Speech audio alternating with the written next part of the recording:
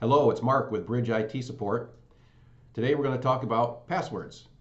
There'll be a longer video in the future to talk about this because it could definitely use more time than what I'm going to share here, but this is the very basics.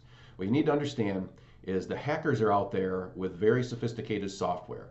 And what this software does is it will try to log into somebody's account, whether it's Facebook or Amazon or your work accounts, and the software programs generate passwords incredibly fast. Incredibly fast. They can go through a million combinations in a second.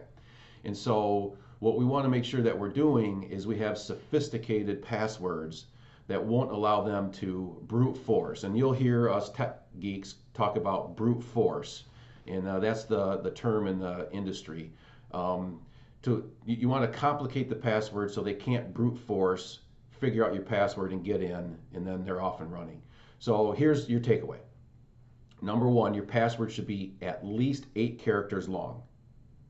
Number two, it should have a variety of characters, not all just letters, but you want a few letters, you want a few numbers, you want a few symbols in there, maybe capitalize a letter or two, and then remember what your passwords are. So we're going to talk about that at a later time.